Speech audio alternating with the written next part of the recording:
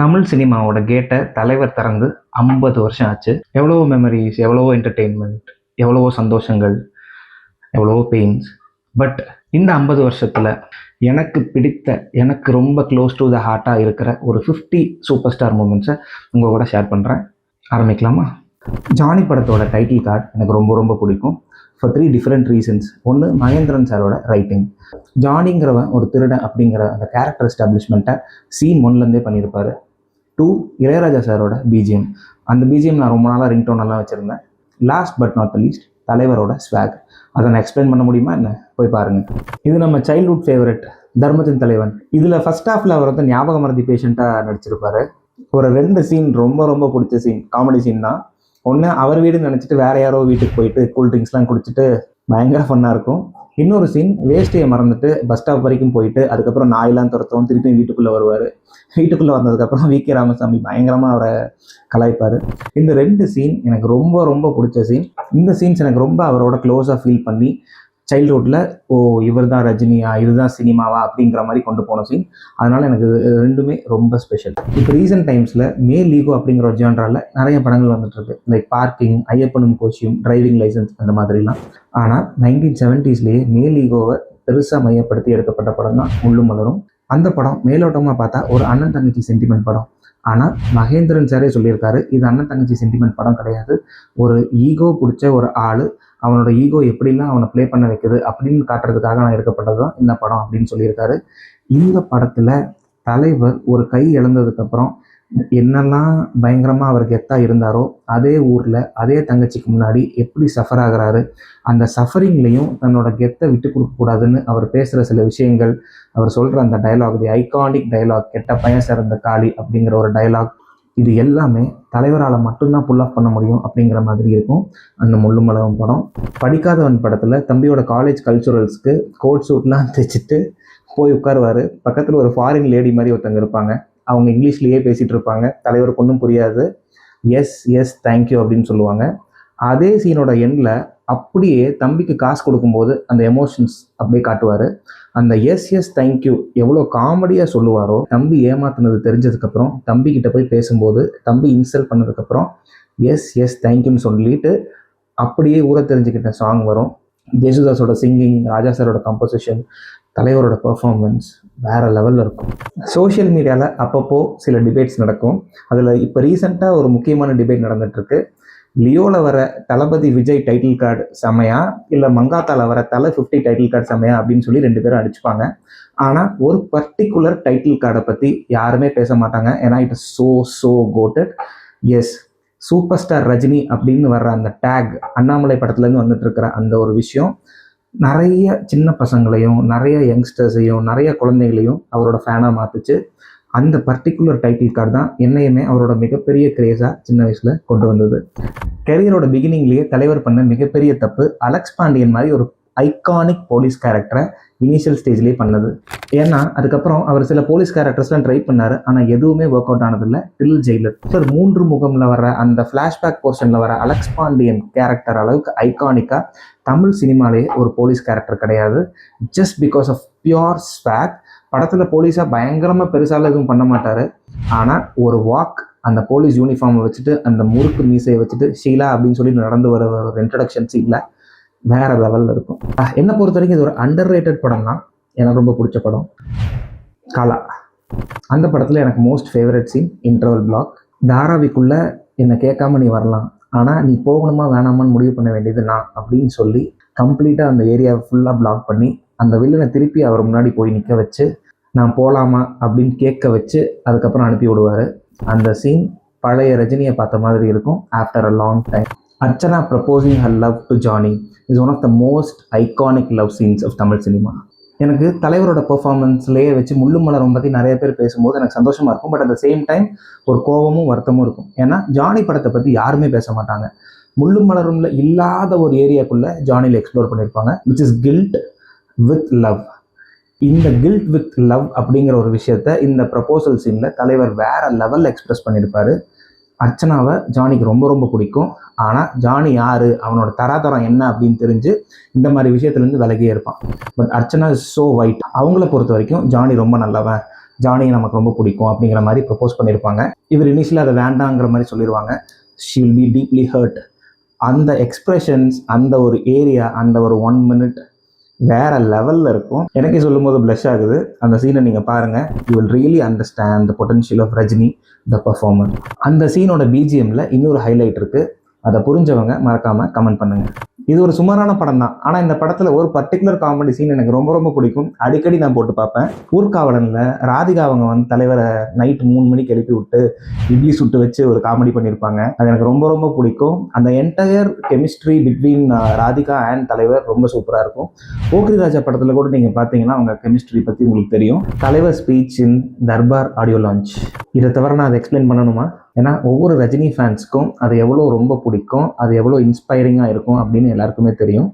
S, எப்பெல்லாம் நம்ம லோவாக இருக்கோமோ அப்போல்லாம் அந்த பர்டிகுலர் ஸ்பீச், அந்த இன்சிடெண்ட், மேக்கப்லாம் போட்டாச்சு, எல்லாமே பண்ணியாச்சு, ஆனால் காசு கொடுக்கல, அதுக்கப்புறம் படமும் கிடையாது ஒன்றும் கிடையாது வெளியே போடான்னு சொல்லி அவரை துரத்தி விட்டுட்டு அவர் நடந்து போய் அதுக்கப்புறம் படங்கள்லாம் பயங்கரமாக வந்து அவர் பெரிய ஆளாகி கார் வாங்கி டிரைவர் வச்சு கேபி சார் வீட்டுக்கு போய் அப்படின்னு சொல்லி அந்த கதை சொல்லுவார். சொல்ல சொல்ல கூஸ்பம்ஸ். இப்போ ரீவிசிட் பண்ணாலும் வேற லெவலில் இருக்குது. முத்து படத்தோட தலைவர் என்ட்ரி. படம் ஆரம்பித்தப்போ ஒரு பெரிய பங்களாவை காட்டி அந்த பங்களாவில் இருக்கிற எல்லாரும் சுறுசுறுப்பாகவே இல்லாத மாதிரியும், முத்து அப்படின்னு பேரை சொன்னோன்னே அவங்களோட வேலையை கரெக்டாக பார்க்குற மாதிரியும் சூப்பராக காட்டியிருப்பாங்க. அதில் ஃபஸ்ட்டு சீனே செந்தில் எலிவேஷன் பண்ணியிருப்பாரு பொன்னம்பலம் வச்சு. அவர் உன்ன மாதிரி என்ன மாதிரி கிடையாது, அவர் ரேஞ்சே வேற அப்படின்னு சொல்லியிருப்பாரு. கட் பண்ணால் கோயிலுக்கு முன்னாடி கை மட்டும் தெரியும்.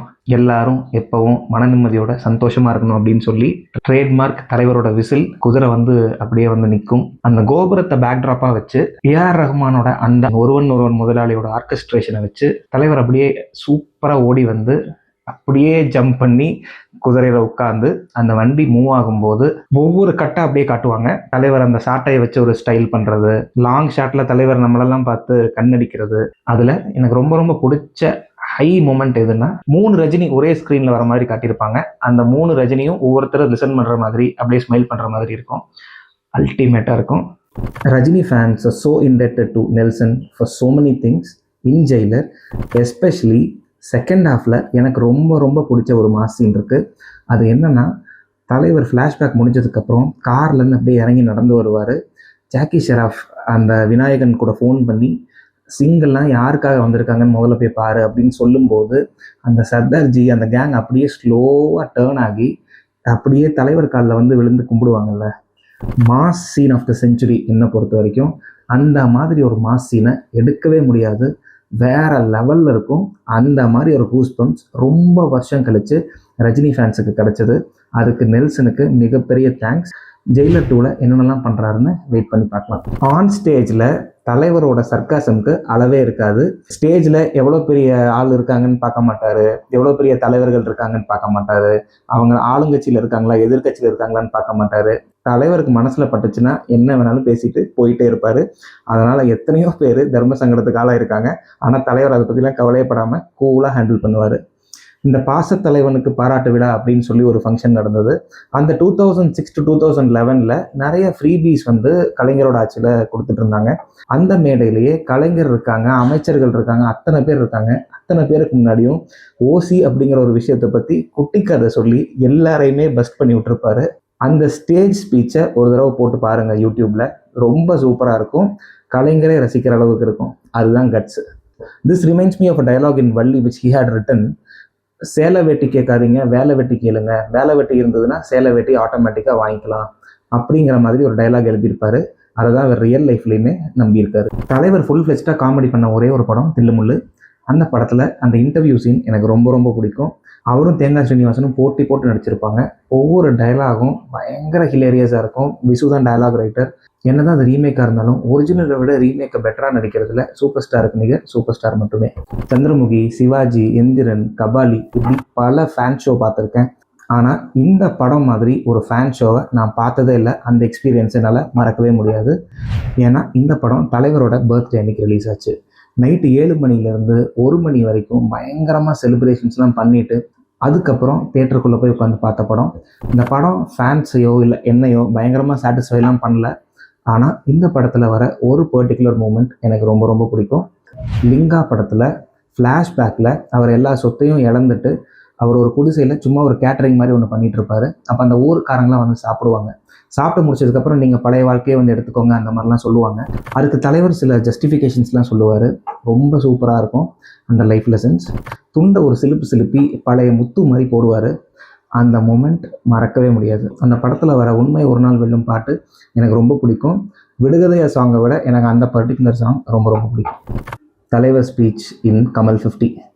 ஒரு ஃப்ரெண்டை பற்றி, ஒரு காம்படிட்டரை பற்றி, ஒரு ரைவலை பற்றி இந்த அளவுக்கு ஹம்பிளாக வேறு யாராவது பேசியிருப்பாங்களா அப்படின்னு சர்ச் பண்ணால் யாருமே முடியாது. அது சூப்பர் ஸ்டாரால் மட்டும்தான் முடியும்.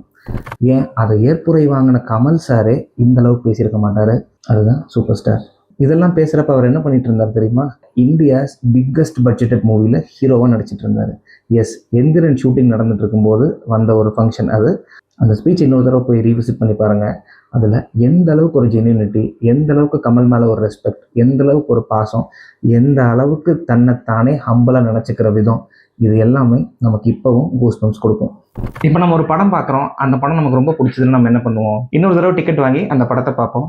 ஆனால் தலைவருக்கு 1994 ஒரு படம் பிடிச்சிருக்கு. அவர் டிக்கெட் வாங்குறதுக்கு பதில் அந்த படத்தையே வாங்கி படத்து தெலுங்குல அவரோட ஃப்ரெண்ட் மோகன் பாபுட்ட கொடுத்து இந்த படத்தில் நீ ஹீரோவை ஆக்ட் பண்ணு அப்படின்னு சொல்லியிருக்காரு. இதை பண்ணப்போ அந்த மோகன் பாபு கேங்குக்கு தெரியல, இந்த படத்தில் அவர் ஒரு முக்கியமான ரோல் பண்ணுறதுக்காக தான் அந்த படத்தையே உங்களை வாங்க வச்சிருக்காரு அப்படின்னு. பசுபதி உட்ரா பவட்டம் அப்படின்னு சொல்லுவார் இல்லையா விஜயகுமார், அந்த நாட்டாமை படத்தை தெலுங்குல ரீமேக் பண்ணியிருக்காங்க. மோகன் பாபு அவங்க தான் ஹீரோவாக நடிச்சிருக்காரு. மோகன் பாபுனா யாருன்னா இந்த சூரரை போட்டுருல சூர்யாவோட ஸ்ட்ரிக்ட் பாஸா ஒருத்தர் வருவார் இல்லையா, அவர் தான். தெலுங்குல படத்தோட பேர் பெத்தராயுடு. அந்த விஜயகுமார் கேரக்டர் மோகன் பாபுவோட அப்பாவா தலைவர் நடிச்சிருப்பாரு.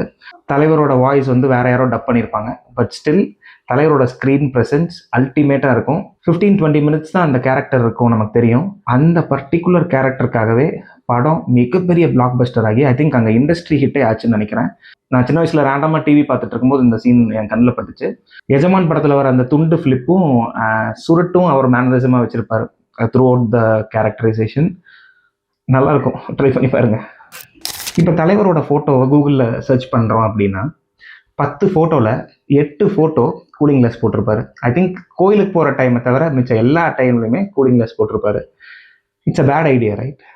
ஏன்னா வசீகரால விஜய் சொல்கிற மாதிரி பாபாவோட கண் அவ்வளோ பவர்ஃபுல். அந்த பவர்ஃபுல்லான ஐஸை பயங்கரமாக யூஸ் பண்ணியிருக்கலாம். ஆனால் அப்படி பண்ணாமல் ரொம்ப ரொம்ப மினிமலிஸ்டிக்காக அதை யூஸ் பண்ணி most of the times cooling கிளாஸ்லேயே இருப்பார். என்னதான் கூலிங் கிளாஸில் பயங்கர ஸ்டைலாக இருப்பாருன்னாலும் அந்த ஐஸை நம்ம பார்த்துக்கிட்டே இருக்கலாம். Most powerful eyes I have ever seen in my life. குறிப்பிட்டு சொல்லணும்னா 2 சீன் எனக்கு ரொம்ப ரொம்ப பிடிக்கும் அவர் ஐஸை வச்சு பண்ணது. ஒன்று, அருணாச்சலமில் அவங்க தம்பி அந்த பொண்ணு கூட நான் பழகவே இல்லைன்னு சொல்லும்போது டென்ஷன் ஆகி கண்ணை பாரு, என் கண்ணை பார்த்து சொல்லு அப்படிம்பாரு. செமையாக இருக்கும். ஆனால் most quoted scene in terms of the eyes, Muthu படத்தில் எஜமா மேலைய கையை வச்ச அப்படின்னு சொல்லிட்டு துண்டை ஃப்ளிப் பண்ணி போடுவார். அப்போ க்ளோஸ்அப்பில் கண்ணை காட்டுவாங்க. வேற லெவல் ஃபைட் சீன் அது. முத்து படத்துலேயே கம்ப்ளீட் அவுட் அண்ட் அவுட் இன்டென்சிஃபைடாக ஒரு சீன் இருக்குன்னா அது அந்த சீன் தான். தலைவர் கூட ஒரு இதில் சொல்லியிருக்காரு, கேபி சார் அவரோட கண்ணை பார்த்து தான் அவரை செலக்ட் பண்ணார் அப்படின்னு சொல்லி. உங்கள் எத்தனை பேருக்கு தலைவரோட கண்ணு பிடிக்கும்னு கமெண்ட் பண்ணுங்கள். தலைவரோட ஆக்டிங் பர்ஃபார்மன்ஸஸ்லேயே எனக்கு ரொம்ப பிடிச்ச படங்கள்லாம் ஜானி, முள்ளு மலரும், 6லிருந்து 60 வரை. இதெல்லாம் தாண்டி எனக்கு ரொம்ப ரொம்ப பிடிச்ச ஒரு படம் தளபதி. ஏன்னா தளபதி அப்படிங்கிற ஒரு படம் அவரோட பீக் ஸ்டார்டம்ல இருக்கும்போது வந்த ஒரு டிராமாட்டிக்கலான ஒரு மூவி. ஹியூமன் எமோஷன்ஸ், தாய் பாசத்தை பற்றி இருக்கிற ஒரு படம். ஆனால் it's little bit complicated with a lot of action. நிறைய கிரே ஷேட்ஸ் இருக்கும், நிறைய சென்டிமெண்ட்ஸ் இருக்கும், நிறைய ஆக்ஷன்ஸ் இருக்கும்.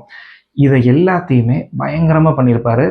There is a thin line between friendship and family. அதை சூப்பராக எக்ஸிக்யூட் பண்ணியிருப்பாரு. அதில் எனக்கு ரொம்ப ரொம்ப பிடித்த ஒரு பர்டிகுலர் சீன் இருக்குது. தலைவர் பானுப்பிரியா அவங்களுக்கு பொட்டு வைக்கிற ஒரு சீன். தேவா வந்து சொல்லிடுவார், இது என் சூர்யா, நான் கேட்டால் என்ன வேணாலும் செய்வான், சூர்யா இவளை நீ கல்யாணம் பண்ணணும் அப்படின்னு சொல்லி. அப்போ தான் சோபனா கூட பிரேக்கப் ஆகிருக்கும். அந்த டைமில் பானுப்பிரியாவோட எக்ஸ்பிரஷன்ஸ், அந்த சீனோட ஸ்டேஜிங், அந்த பிஜிஎம், தலைவரோட எக்ஸ்பிரஷன்ஸு, அவர் கை எப்படி நடுங்கும். ஏன்னா இவர் தான் அவங்களோட ஹஸ்பண்டே கொண்டிருப்பாரு. ஸோ அந்த கில்ட்டு, இது எல்லாத்தையும் எக்ஸிக்யூட் பண்ணுற மாதிரி ஒரு பர்ஃபார்மன்ஸ் பண்ணியிருப்பாரு. வேற லெவலில் இருக்கும். தன்னைத்தானே ரொம்ப தாழ்த்திக்கிட்டு எனக்கு நடிக்கவே தெரியாதுன்னு சொல்லும் போதெல்லாம் எனக்கு பயங்கரமாக கோவம் வரும். ஏன் அப்படி பண்ணுற அப்படிங்கிற மாதிரி. ஏன்னா தலைவர் அந்த அளவுக்கு ஒரு மிகப்பெரிய பெர்ஃபார்மர். சிவா, தளபதி, அண்ணாமலை, பாஷா, இப்படி ஃப்ரெண்ட்ஷிப்புக்கு இம்பார்ட்டன்ஸ் கொடுத்து அவர் நிறைய படங்கள் நடிச்சிருக்காரு. ஆனால் ஃப்ரெண்ட்ஷிப்பை பற்றி பேசினதுலே அவர்கிட்ட எனக்கு ரொம்ப ரொம்ப பிடிச்ச விஷயம் பாபா படத்தில் வர அந்த ஒரே ஒரு சீன். பெருசாக டைலாக்ஸ்லாம் இருக்காது, ஜஸ்ட் 10 செகண்ட் தான் தேட்டரையே தெறிக்க விட்டுருப்பாரு. நீ யாரு மாமன் வெளியே போ, நீ யாரு மச்சான் வெளியே போ, நீங்கள் யாரு சொந்தக்காரங்க சிச்சி வெளியே போ, நீ யாரு நண்பன் நீ இருக்கலாம் உள்ளே போ, அவ்வளோதான். உண்மையான நல்ல ஃப்ரெண்ட்ஸ் கிடைச்ச எல்லாருக்குமே இந்த டைலாகோட இம்பார்ட்டன்ஸ் புரியும், எனக்கும் புரியும். பாஷா படத்தில் ஆனந்தராஜ் வந்து அவரை கம்பத்தில் கட்டி வச்சு அடிக்கும்போது வர அந்த ஸ்லோ பேத்தாஸ் வெர்ஷன், அந்த எரிமலையில் ஈரத்துண்டை போட்டது யாருடா அப்படிங்கிற மாதிரி ஒரு லைன் எழுதியிருப்பாரு. எந்த அளவுக்கு ஒரு பவர்ஃபுல்லான லைன், எந்த அளவுக்கு ஒரே லைனில் இந்த என்டையர் ஸ்டோரியே சொல்லியிருப்பார் வைரமுத்து. அந்த அடி வாங்கி முடிச்சதுக்கப்புறம் தம்பி வந்து தலைவரை பார்த்து கேட்பான், உங்களுக்கு கோவமே வராதா அப்படின்னு. எனக்கே இந்த கொஸ்டின் தலைவரை பார்த்து கேட்கறதுக்கு நிறைய தடவை தோணியிருக்கு. சில துரோகிகளை ஒவ்வொரு டைமும் தலைவர் மன்னிக்கும் போதெல்லாம் ஏன் தலைவா இப்படி பண்ற அப்படிங்கிற மாதிரி கேட்க தோணும். ஆனால் தலைவர் ரொம்ப சிம்பிளா இதுக்கு ஒரு ஆன்சர் வச்சிருப்பாரு. யார் வேணாலும் என்ன வேணாலும் பேசிக்கிட்டோம், நான் மேலே ஏறிக்கிட்டே இருப்பேன், நான் பாட்டுக்கு என் ரூட்ல போயிட்டே இருப்பேன் அப்படிங்கிறது. பாஷால இந்த மாதிரி கட்டி போட்டு அடிக்கும்போது எனக்கு தோன்ற ஒரே விஷயம்லாம், அடுத்த சீன் தலைவர் ஒன்று செய்ய போறாரு, அதனால பரவாயில்ல அப்படிங்கிற மாதிரி இருக்கும். தில்லுமுள்ளு படத்தில் அம்மா வலிக்கு விழுந்துட்டாங்கன்னு போய் சொல்லிட்டு ஃபுட்பால் மேட்ச் பார்த்து மாட்டிட்டு அடுத்த நாள் வந்து இந்திரன் சந்திரன் ஏதோ சமாளிச்சுட்டு போயிடுவார்.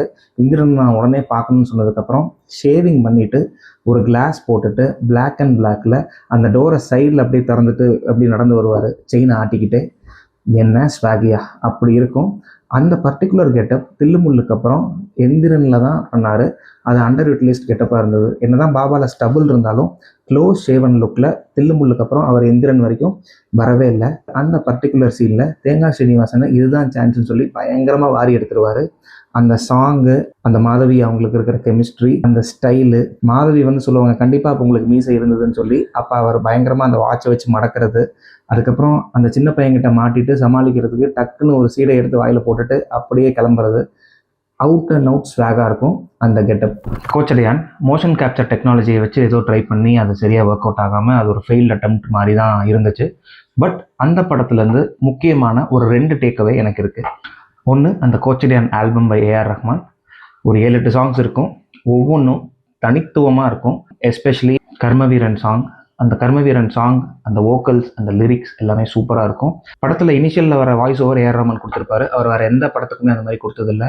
மெதுவாகத்தான் சங் பை எஸ்பிபி, இதயம் பை ஸ்ரீனிவாஸ், மாற்றம் ஒன்றுதான் மாறாதது அப்படின்றது ஒரு தலைவர் வாய்ஸ் ஓவர் வித் லிரிக்ஸ் இருக்கும். ரொம்ப சூப்பராக இருக்கும் அந்த சாங்கு. ஹரிச்சரன் பாடியிருப்பார். ராணாஸ் ட்ரீம் ஒரே ஒரு தடவை கேட்டு பாருங்க. கண்ணை மூடிட்டு கேட்டோம்னா இது உண்மையாகவே தமிழ் மியூசிக்கா இல்லை ஹாலிவுட் மியூசிக் ஏதாவது நம்ம கேட்டுட்டு இருக்கோமா அப்படிங்கிற மாதிரி இருக்கும். இதெல்லாம் தாண்டி எனக்கு ரொம்ப ரொம்ப பிடிச்சது மணப்பெண்ணின் சத்தியம் அண்ட் மணமகனின் சத்தியம்னு 2 வெர்ஷன்ஸ் இருக்கும். அதில் மணப்பெண்ணின் சத்தியம் சாங் வந்து லதா ரஜினிகாந்த் அவங்க பாடியிருப்பாங்க. அந்த பாயிண்ட் வரைக்கும் அவங்க இவ்வளோ பெரிய சிங்கர் அப்படின்றது எனக்கு தெரியவே தெரியாது. ரொம்ப அழகாக பாடியிருப்பாங்க. அந்த லிரிக்ஸ் வந்து அவங்களோட husband and wife personal connect இருக்கிறதுனால அவங்க பாடியிருப்பாங்கன்னு நினைக்கிறேன். அந்த இன்ட்ரடக்ஷன் சாங் எங்கே போகுதோ வானம் அப்படின்ற ஒரு சாங் தலைவரோட இன்ட்ரடக்ஷன் சாங்ஸ்லேயே வச்சு எனக்கு மோஸ்ட் ஃபேவரட் அந்த சாங் தான். அன்ஃபார்ச்சுனேட்லி அதில் தலைவர் இருக்க மாட்டார், ஒரு கார்ட்டூன் மாதிரி இருக்கும். ரொம்ப உடம்பு சரியில்லாமல் போனதுக்கப்புறம் கம்பேக் கொடுத்த மாதிரி ஒரு படம் அப்படின்றதுனால வாழ்வில் மீண்டாய் வையம் வென்றாய் எல்லை உனக்கில்லை தலைவா அப்படின்னு இருக்கும். அதே கோச்சரியான படத்தில் இன்னொரு விஷயம், super star title card, the authentic blue dotted super star title card எனக்கு எவ்வளோ பிடிக்குமோ அதே அளவுக்கு இந்த பர்டிகுலர் டைட்டில் கார்டு எனக்கு பிடிக்கும். அதில் தலைவரோட OG fan boy AR Rahman என்ன பண்ணியிருக்காருன்னு ஒரே ஒரு தடவை சரவுண்ட் சிஸ்டமில் அதை மட்டும் கேட்டு பாருங்க, யூ வில் ஃபீல் இட். பாஷாவில் வர அழகு அப்படின்ற ஒரு சாங், அந்த பாட்டில் கமல் மாதிரி கெட்டப் போட்டுக்கிட்டே இருப்பார். போடுற எல்லா கெட்டப்புமே சூப்பராக இருக்கும். ஒரு நக்மாக்கு ஒரு இல்யூஷன் மாதிரி யாரை பார்த்தாலும் தலைவரை பார்க்குற மாதிரி இருக்கும். ஸோ அதுதான் சாங்கோட கான்செப்ட். நிறைய கெட்டப் போட்டிருப்பாரு அந்த பாட்டில், எல்லாமே சூப்பராக இருக்கும். அந்த சாங் ரொம்ப அழகாக இருக்கும். தேவா சார் தலைவர்னாலே தனியாக விளையாடுவார். அந்த சாங் ஃபுல்லாக எனக்கு ரொம்ப ரொம்ப பிடிக்கும். மிகப்பெரிய மாஸ் ஆக்ஷன் படத்தில் ஃபர்ஸ்ட் ஹாஃபில் ஒரு லைட்டாக, ஒரு லவ்லியாக, ஒரு ப்ரீஸியாக இருக்கும் அந்த சாங்கு. பாஷா படத்தை நான் 2nd ஸ்டாண்டர்டில் எங்கள் ஊரில் யூனிவர்சல் தேட்டர்னு ஒரு தேட்டர் இருக்குது, அங்கே பார்த்தேன். அந்த பர்டிகுலர் ஷோ நான் பார்க்கும்போது ஒரு 50th டேவோ 60th டேவோ அப்போ தான் நம்மளை கூட்டிகிட்டு போவாங்க சின்ன வயசில். பாஷா படத்தில் எத்தனையோ மாஸ் சீன்ஸ் இருக்குது, எத்தனையோ சீன் இருக்குது, எல்லாத்துக்குமே பயங்கரமான ஆரவாரமாக இருந்தது. ஆனால் ஒரு பர்டிகுலர் பாயிண்டில் ரசிகர்கள் எல்லாருமே அப்படியே ஸ்க்ரீனை நோக்கி முன்னாடி போனது அழகு பாட்டில் வர அந்த பர்டிகுலர் மூமெண்ட். கெஸ் பண்ணியிருப்பீங்க. எஸ், தலைவர் பல்லவன் பஸ்லேருந்து கண்டக்டராக இறங்கி ஸ்க்ரீனை பார்த்து சல்யூட் பண்ணுவார். It's a personal connect, right? Muthu படத்தில் அந்த ஜமீன்தார் ரஜினி கரண்ட் ரஜினியை வந்து பார்த்து எப்படி நம்ம பையன் நடந்துக்கிறான் அப்படிங்கிறத டெஸ்ட் பண்ணுறதுக்காக வருவார். அப்படியே ரொம்ப கிழிஞ்சு போன ஜிப்பாலாம் போட்டுட்டு ஃபுல்லாக தாடிலாம் வச்சுட்டு வருவார். ஒவ்வொருத்தரையும் பார்த்து அவங்க மனசுலலாம் என்ன இருக்குங்கிறத கரெக்டாக சொல்லிட்டு இருப்பார். அப்போ வடிவேல் கூட ஒரு சின்ன டைலாக் இருக்கும். முதலாளி அம்மா எங்கே இருக்காங்கன்னு கேட்டால் கோயிலுக்கு போயிருக்காங்க. எதுக்கு போயிருக்காங்க? கோயிலுக்கு எதுக்கு போவாங்க? சாமி கும்பிடத்தான். அப்போ இது என்னன்னு சொல்லி அவங்க வீட்டுக்குள்ளே இருக்கிற ஒரு கோயிலை காட்டுவார். அந்த பர்டிகுலர் மூமெண்ட் எனக்கு என்னோட ஸ்பிரிச்சுவல் லைஃபுக்கு ரொம்ப பெரிய என்லைட்மெண்ட்டாக இருந்திருக்கு. சின்ன வயசுலேயே எங்கள் அம்மாட்டெல்லாம் நான் கொஷின் பண்ணுவேன், இதுவும் சாமி தான் அதுவும் சாமி தான், ஏன் இங்கே விட்டுட்டு அங்கே போய் கும்பிட்றோம் அப்படிங்கிற மாதிரி. அந்த சீனில் நீங்கள் சொல்கிறது ஒன்றும் புரியலன்னு ஒருத்தர் சொல்லும்போது தலைவர் அதுக்கு பதில் சொல்லுவார், புரியாதவங்களுக்கு நான் ஒரு புதிர், புரிஞ்சவங்களுக்கு நான் ஒரு புயல் அப்படின்னு சொல்லுவார். இதே மாதிரி தான் ஒரு விஷயம் அண்ணாமலையில் குஷ்பு சொல்லியிருப்பாங்க, உங்களை என்னால் புரிஞ்சிக்கவே முடியல அப்படின்னு சொல்லி. என்னாலே புரிஞ்சிக்க முடியல அப்படின்னு சொல்லிட்டு போவார். அதுதான் தலைவரோட ரியல் லைஃப் கேரக்டர். லிட்ரலாக தலைவரை 100% புரிஞ்சுக்கிட்டு தலைவர் மனசுக்குள்ளே என்ன ஓடுது அப்படின்னு தெரிஞ்சுக்கிறதுக்கு இது வரைக்கும் யாரும் பிறக்கல. மதர் சென்டிமெண்ட் இல்லாத சூப்பர் ஸ்டார் படமே 90s பார்க்க முடியாது. படையப்பால ராதாரவியோட ஃபேமிலி வந்து பொண்ணை காப்பாற்றணும், நீங்கள் தான் ஹெல்ப் பண்ணணும்னு சொல்லி லக்ஷ்மி மேம் கிட்ட வந்து கேட்கும்போது, அதெல்லாம் ஒன்றும் பிரச்சனை இல்லை, நானே வந்து உங்கள் வீட்டில் வந்து பொண்ணு கேட்குறேன் அப்படின்னு சொல்லிடுவாங்க. அப்புறம் நல்ல எமோஷனல் சீன் இருக்கும். ரமேஷ் கண்ணா வந்து அந்த லெட்டர் கிழிச்சு போடுவார். மன்னன் படத்தில் விஜயசாந்தி வந்து இதே மாதிரி அவங்க அம்மா கிட்ட போய் பேசும்போது அவங்க அம்மா எதுவுமே யோசிக்காம என் பையனை நான் கல்யாணம் பண்ணி கொடுக்குறேன்னு வாக்கு கொடுத்த ஒரே காரணத்துக்காக என்னதான் குஷ்புவை லவ் பண்ணிட்டு இருந்தாலும் விஜயசாந்தியவே கல்யாணம் பண்ணிடுவாங்க. அந்த மாதிரி ஒரு விஷயம்தான் இதுலேயும் நடக்க போகுதுன்னு நினச்சி நம்ம ஃபேன்ஸ்லாம் உட்கார்ந்துருக்கும் போது இந்த என்டையர் படத்திலேயே வச்சு ஒரு மிகப்பெரிய சம்பவத்தை தலைவருக்கு முன்னாடி அத்தனை பேருக்கு முன்னாடி லக்ஷ்மி மேம் பண்ணியிருப்பாங்க. என்ன ஒரு பர்ஃபார்மன்ஸு, என்ன ஒரு ஆர்டிஸ்ட்டு, என்ன ஒரு டயலாக் டெலிவரி. உன் வீட்டுக்கு தான் பொண்ணு கேட்க வரேன்னு சொன்னேன், உன் பொண்ணு கேட்க வரேன்னு சொல்லவே இல்லை அப்படின்னு சொல்லி செருப்பாலே அடிக்கிற மாதிரி பேசுவாங்க.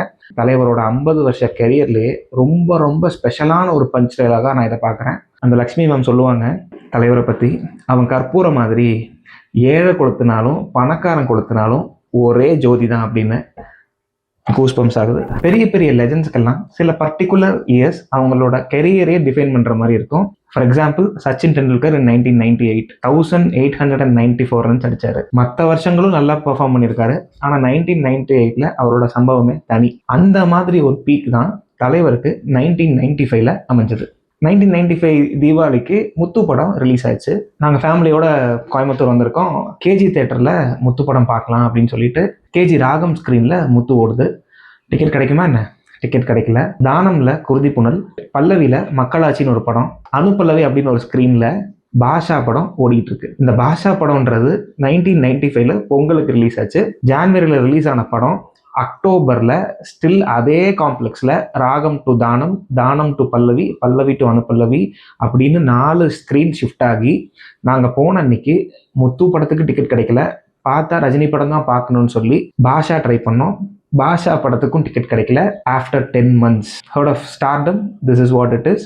இது 1995ல் நடந்தது. நான் கண் கூட பார்த்துருக்கேன். இந்த மாதிரி ஒரு விஷயம் எனக்கு தெரிஞ்சு எந்த ஸ்டாருக்குமே நடந்ததே கிடையாது. ஒரே தேட்டரில் வேறு காலகட்டங்களில் வந்த 2 படங்கள் ஓடிட்டுருக்கு.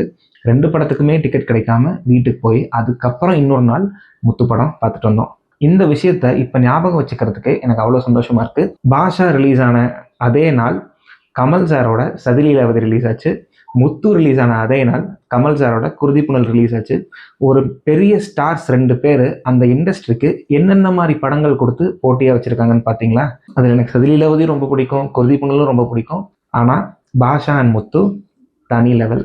1996ல் நான் சம்மர் ஹாலிடேஸில் இருந்தப்போ சன் டிவியில் தலைவரோட ஒரு 30 seconds கிளிப்பிங் 24 hours ப்ளே ஆகிட்டே இருக்கும். அது என்ன அப்படின்னா, எலெக்ஷனில் டிஎம்கே ஓட் பண்ணுங்க அப்படின்னு சொல்லி அவர் பிரச்சனை பண்ணியிருப்பார். Especially it was anti ADMK. ஒரு ஆக்டர் கொடுக்குற வாய்ஸ் அந்த ஸ்டேட்டோட கவர்மெண்ட்டே மாற்றுது அப்படின்னா அந்த பவர், அந்த ஸ்டார்டம் ரஜினியோட பீக்கில் மட்டும்தான் இருந்தது. வேறு யாராலையுமே அதை அச்சீவ் பண்ண முடியாது. ஏன் ரஜினியாலையுமே 1996 ரிப்பீட் பண்ண முடியாது.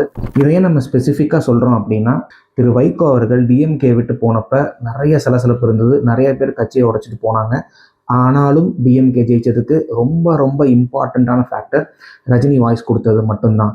இன்றைக்கி இருக்கிற 2K கிட்ஸ் ரஜினியோட அரசியல் என்ட்ரியெல்லாம் வச்சு பயங்கரமாக ட்ரால் பண்ணுறாங்க. ஆனால் அவங்களுக்குலாம் புரியாத ஒரு விஷயம், 96ல் மூப்பனார் கூட சேர்ந்து அவர் நின்றுருந்தாருன்னா கண்டிப்பாக ரஜினி தான் 1996 தமிழ்நாடோட சிஎம்மாகவே இருந்திருப்பார்.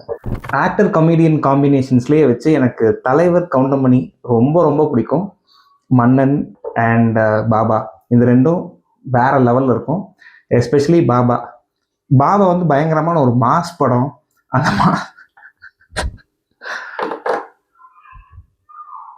நடக்கும் போதே சிரிப்பு வருது. சீன் ஒன்லேருந்து கிளைமேக்ஸ் வரைக்கும் தலைவர் கூடவே நின்று தலைவரை பங்கமா கலாய்ச்சிட்டே இருப்பாரு.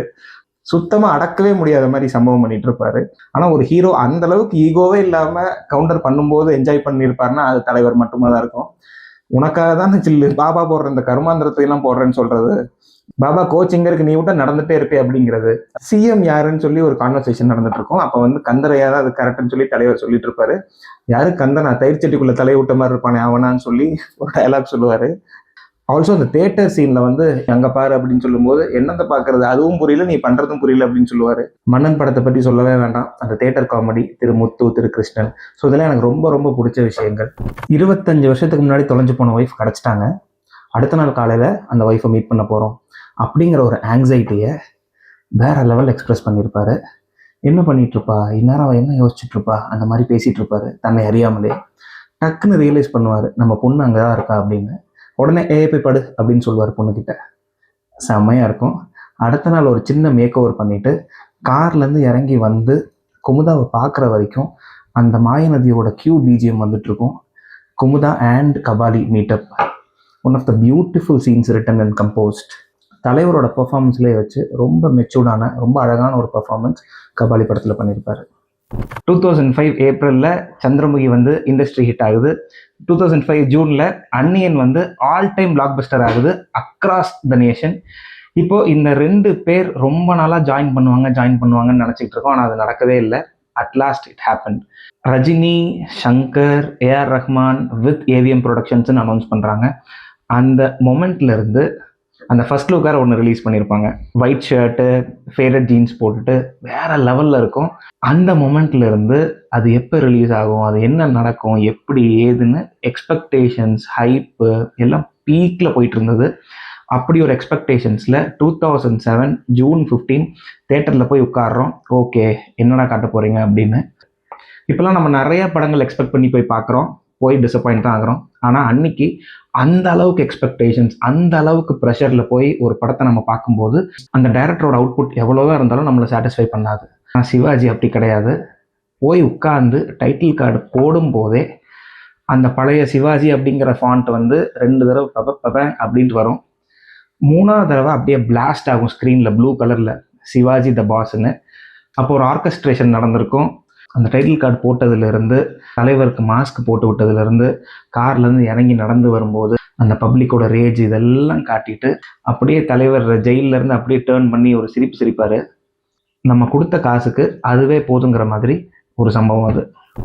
லேடி வில்லன்ஸில் கோட் அப்படின்னா நீலாம்பரி கேரக்டரைசேஷன் தான். ஆனால் அந்த நீலாம்பரியை விட எனக்கு ரொம்ப ரொம்ப பிடிச்சது மன்னனில் வர விஜயசாந்தி. ஏன்னா எனக்கு விஜயசாந்தி ரொம்ப பிடிக்கும்.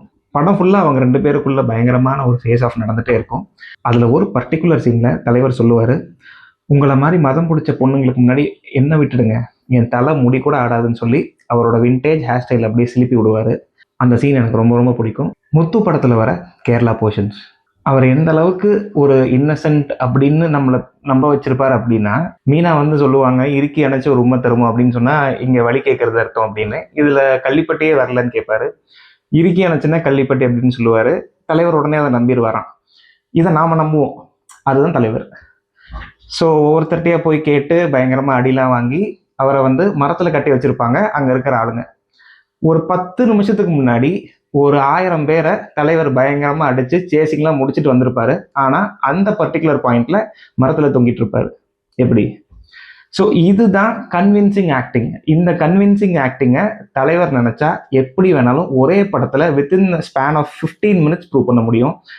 அப்படியே அதே சீனோட எக்ஸ்டென்ஷனாக கேஎஸ் ரவிக்குமார் கேமியோ பண்ணுறது, கேஎஸ் ரவிக்குமார் கிஸ் பண்ணுறது, அதுக்கப்புறம் மீனாவை நோக்கி ஓடி வர்றது, ஓடி வரும்போது ஏஆர்ஆரோட பிஜிஎம் எல்லாமே சூப்பராக இருக்கும். அந்த நாடகம் ரிஹர்சலில் ஆரம்பித்து குழுவாளிலே சாங் எண்டு வரைக்கும் அந்த ரிதம் அப்படியே மெயின்டைன் ஆயிருக்கும். Director, actor, music director, cameraman எல்லாருமே தங்களோட பெஸ்ட்டை கொடுத்துருப்பாங்க. சிவாஜி ப்ரீமியர் பார்த்துட்டு தலைவர் வந்து சங்கர்கிட்ட சொல்லியிருக்காரு, இனி நாமளே நினைச்சாலும் இதை விட பிரம்மாண்டமாக நம்மளால ஒரு படம் எடுக்க முடியாது அப்படின்னு சொல்லி.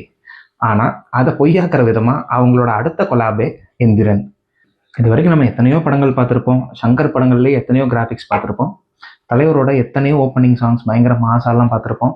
ஆனால் இந்த ஓப்பனிங் சாங் பயங்கர டிஃப்ரெண்ட்டு. புதிய மனிதா பூமிக்குவா அப்படிங்கிற அந்த பாட்டு, டாக்டர் வசீகரன் அந்த ரோபோவை சின்ன சின்னதாக ஒவ்வொரு விஷயமா செதுக்கிறத ஒரு பாட்டாக க்ரியேட் பண்ணியிருப்பாங்க. எனக்கு அந்த பாட்டில் ரொம்ப ரொம்ப பிடிச்ச 2 மூமெண்ட். ஒன்று, அந்த ரோபோக்கு முறையாக தலைவரோட ஃபேஸ் வரும். அந்த மொட்டை தலையோட அவர் அந்த ரோபோ ரோபோ அந்த லைன்ஸ் வரும்போது வேற லெவல் கூஸ் பம்ப்ஸாக இருக்கும். இன்னொன்று, ரோபோ எல்லாமே அசம்பிள் ஆனதுக்கப்புறம் இன்னொரு தலைவர் மாதிரியே ஒரு க்ளோன் இருந்ததுக்கப்புறம் நடக்க சொல்லுவார். ரோபோ நடக்கும்போது என்ன மாதிரி நட அப்படின்னு சொல்லுவார். தலைவரை மாதிரி அது நடக்கும் பாருங்க. தியேட்டர் ரூஃபு கீழே இடிஞ்சு விழுகிற அளவுக்கு ஒரு வைப்ரேஷன். இது ஒரு ஸ்கூல் டைமில் ஒரு எக்ஸைட்டிங் டேஸ். அப்போ தான் வந்து நான் 9th படிச்சுக்கிட்டு இருக்கேன். அதுக்கு முன்னாடி 99 ரிலீஸ் ஆன படையப்பா வரைக்கும் நான் பெருசாக ஃபஸ்ட் டே ஃபஸ்ட் ஷோ அந்த மாதிரிலாம் போனதில்லை. நான் 9th படிக்கும்போது பாபா படம் ரிலீஸ் ஆகுது. அந்த படத்தோட பில்டப்பு, அந்த படத்தோட ஹைப்பு இப்போ வரைக்கும் எந்த படமுமே பீட் பண்ண முடியாது. தலைவரோட படத்தில் ஹைப் அப்படின்னா என்னை பொறுத்த வரைக்கும் 2 படம் தான் பியூர்லி ஃபார் தலைவர். ஒன்று Kabali, all over the world hype. இன்னொன்று பாபா, தமிழ்நாடு ஹைப். அடிச்சுக்கவே முடியாது ரெண்டுத்தையும். எஸ்பெஷலி பாபா படம் ஃபர்ஸ்ட் லுக் வந்ததுலேருந்தே அந்த படத்தை சுற்றி ஏகப்பட்ட வதந்தி, ஏகப்பட்ட நியூஸு அது இதுன்னு இருக்கும். படம் ரிலீஸுக்கு ரொம்ப க்ளோஸராக போயிட்டு இருக்கும் போதே ஆடியோ ரிலீஸ் ஆச்சு. ஆடியோ ஃபங்க்ஷன்லாம் வைக்காம சிம்பிளாக ரிலீஸ் ஆச்சு. ஆனால் எங்கள் ஊரில் கேசட் இண்டியான்னு சொல்லி ஒரு கடை இருக்கும். அந்த கடையில் பாபா படத்தோட கேசட்டை நான் வாங்குறதுக்கு நான் பட்ட பாடு கொஞ்சம் நஞ்சம் இல்லை. எத்தனை தடவை கேசட் வந்தாலும் உடனே சேல்ஸ் ஆயிரும். ப்ரீ புக்கிங்கில் சேல்ஸ் ஆகிட்டு இருந்த கேசட் அது. அந்த டைமில் எல்லா கேசட்டும் பார்த்தீங்கன்னா 45 ரூபா போட்டிருக்கும். அதர் ஸ்டேட்ஸில் 47 ரூபா போட்டிருக்கும். ஆனால் பாபா படத்தோட கேசட் ரேட்டு 50 ரூபா. அந்த கேசட்டில் முன்னாடி இருக்கிற தலைவர் ஸ்டில் வேற லெவலில் இருக்கும். இப்போ படம் ரிலீஸுக்கு வருவோம். படம் ரிலீஸ் அப்போ நான் சென்னையில் இருந்தேன். எங்கள் தெரிஞ்சவங்க ஒருத்தங்க சீர்மன்றத்தில் இருக்கிறதுனால அவங்க கிட்ட சொல்லி கஷ்டப்பட்டு first day evening show ticket எனக்கு கிடச்சிது திருவான்மியூர் தியாகராஜ தேட்டரில். அதே தேட்டரில் நான் நிறைய படம் பார்த்துருக்கேன். ஆனால் பாபா படத்துக்கு வைக்கப்பட்ட கட் அவுட்டு, அந்த ஃப்ளெக்ஸு, அந்த ஸ்டார்லாம் வைப்பாங்க அந்த டைம்ல, பேனர்ஸ்லாம் கிடையாது. வேற எந்த படத்துக்கும் நான் பார்த்ததே இல்லை. தேட்டரே மறைக்கிற அளவுக்கு இருந்தது. அதில் ஒரே ஒரு வாசகம் எழுதியிருந்தது, அதனால் இப்போ வரைக்கும் மறக்க முடியல. ஊர் கூடினால் தேர் இழுக்கலாம், ரஜினி ரசிகர்கள் கூடினால் ஊரையே இழுக்கலாம் அப்படின்னு எழுதியிருந்தது. அது எந்த அளவுக்கு உண்மை இல்லை. பொதுவாக எல்லாருக்கும் பாஷா படத்தில் தலைவரோட introduction Seenu, medical college seat வாங்குற சீனு, இன்டர்வல் பிளாக்கு, அப்புறம் செகண்ட் ஹாஃபில் பாம் டிஃப்யூஸ் பண்ணுற சீன், இந்த மாதிரி நிறைய மாஸ் சீன்ஸ் பிடிக்கும். எனக்கும் அந்த எல்லா சீன்ஸும் பிடிக்கும். ஆனால் இப்போ நான் சொல்ல போகிற சீன் அதை விட கொஞ்சம் extra special. Rara Ramaiah song, அந்த என்டையர் சாங், அந்த லிரிக்ஸில் சொல்லப்படுற ஒவ்வொரு விஷயங்களும் வைரமுத்து பயங்கரமாக எழுதியிருப்பார். தலைவர்னு வந்துட்டா வைரமுத்துவோட லிரிக்ஸ் எப்போவுமே ஸ்பெஷலாக இருக்கும். தலைவரே ஒரு தடவை சொல்லியிருக்காரு, எம்ஜிஆருக்கு எப்படி ஒரு வாலியோ அதே மாதிரி எனக்கு வைரமுத்து அப்படின்னு சொல்லியிருக்காரு. அந்த சாங்குக்கு முன்னாடி ஜனகராஜ் வந்து சொல்லுவார், இந்த கேசவனை பார்த்தா எனக்கு ஒரு மாதிரி இருக்கு, பயம், வாழ்க்கையில் பயம் இருக்கலாம் ஆனால் பயமே வாழ்க்கையாக இருக்கக்கூடாது அப்படின்னு சொல்லுவார். சொல்லிட்டு எதுவுமே நடக்காத மாதிரி அப்படியே கேஷுவலாக பக்காவாக பாடிலாம் முடிச்சுட்டு அவரோட அரியாசனத்தில் போய் மேலே போய் உட்காருவார். உட்கார்ந்ததுக்கப்புறம் பயங்கரமான கன்ஷாட்டு, அப்படியே பாஷா செத்து போயிட்ட மாதிரி இப்படி தலையை குமிச்சிட்டு உட்காந்துட்டு இருப்பாரு. எல்லாரும் அப்படியே ஷாக் ஆகி நிற்பாங்க. ஒரு நிமிஷம் அப்படியே எல்லாருமே ஃப்ரீஸ் ஆயிரும்.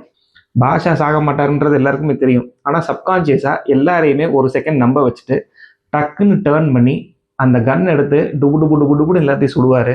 கீழே வந்து அந்த கேசவன் காலில் விழுந்து மன்னிப்பு கேட்டதுக்கப்புறம், இந்த பாஷா ஆடிப்பாடி எப்பயாவது பார்த்துருக்கியாடா, அப்போவே சுதாரிச்சிருக்க வேணாமான்னு கேட்டுட்டு, ஓ அங்கேயாவது போய் விசுவாசமாக நடந்துக்கோ அப்படின்னு சொல்லுவார். வேற லெவலில் இருக்கும். அதுக்கப்புறம் அந்த சிக்னேச்சர் டைலாக், நான் ஒரு தடவை சொன்னால் இன்னும் ஒரு தடவை சொன்ன மாதிரி, அது படத்துலையும் ரொம்ப நிறையாலாம் யூஸ் பண்ணியிருக்க மாட்டாங்க. ஐ திங்க் 6-7 இடத்துல தான் யூஸ் பண்ணியிருப்பாங்க. ஆனால் சொல்கிற ஒவ்வொரு இடமும் வெறித்தனமாக இருக்கும். 90s வந்த மற்ற ரஜினி படம் அளவுக்கு இந்த படம் எனக்கு பெருசாக பிடிக்காது தான். பட் இருந்தாலும் இந்த பர்டிகுலர் சீன் எனக்கு ரொம்ப ரொம்ப பிடிக்கும். அருணாச்சலம் படத்தில் வர அந்த வேதாச்சலம் என்ட்ரி எனக்கு ரொம்ப ரொம்ப பிடிச்ச சீன். அந்த சுருட்டு ஸ்டோரி சூப்பராக இருக்கும். படம் முடிச்சுட்டு நான் கூட எங்கள் அப்பாட்ட போய் கேட்டேன், எனக்கு பொம்மைக்கார் ரொம்ப பிடிக்கும், எனக்கு ரூம் ஃபுல்லாக பொம்மைக்கார் வாங்கி கொடுங்க, நான் ஒரே நாளில் வெறுத்துறேன் அப்படின்னு. அதே படத்தில் ஒரு சின்ன பஞ்ச் டைலாக் பயங்கரமாக இருக்கும். நிறைய பேர் நோட்டீஸ் பண்ணியிருக்க மாட்டாங்க. பார்த்து வேலை செய்யுங்கடா, பார்த்தோன்னே வேலை செய்யாதீங்கடா அப்படின்னு சொல்லுவார். இந்த 2 மூமெண்ட்ஸ் எனக்கு அருணாச்சலம் படத்தில் ரொம்பவே பிடிக்கும். சிவாஜி ஃபர்ஸ்ட் ஹாஃபில் அந்த விண்டேஜ் ஹேர் ஸ்டைல் சைடில் எடுத்து சீவிருப்பார். என்னதான் டிஃப்ரெண்ட்டாக இருந்தாலும் ரொம்ப நாள் கழித்து அவர் அப்படி பார்க்குற மாதிரி ஒரு ஃபீல் கிடைச்சாலும் அதில் ஒரு மாஸ் ஃபேக்டர் மிஸ் ஆகிற மாதிரியே தோணிட்டு இருக்கும். எப்படாவது பழைய கெட்டப்பில் வருவாருன்னு யோசிச்சுக்கிட்டே இருக்கும். மிட் பாயிண்ட்ல தலைவருக்கு டவுன்ஃபால் வந்துடும். கேஸில் தோத்துருவார். ஸ்ரேயா வந்து வேணான்னு சொல்லிடுவாங்க. அந்த டவுன்ஃபால் டைமில் அந்த பிரமிட் நடராஜன் வீட்டில் போய் அவர் பேசுகிற விஷயங்கள் செமையாக இருக்கும். சின்ன வயசில் நான் செருப்பு இல்லாமல் கூட நடந்துக்கிறேன், நான் நடக்க பழகிக்கிறேன் அப்படின்னு சொல்லி நடந்து வரதும், அப்பா அம்மாட்ட 1000 ரூபாய் கொடுத்து பர்ஸை கீழே போட்டுட்டு அப்படியே நடந்து போகிறதும் சூப்பராக இருக்கும். வில்லன் ஆதி வந்து அந்த 1 ரூபா கொடுத்து பிச்சை எடுத்து பொழைச்சிக்கோன்னு சொல்லும்போது ஒரு எக்ஸ்பிரஷன் கொடுத்துருப்பாரு. செம்ம ஃபீலிங்காக இருக்கும்.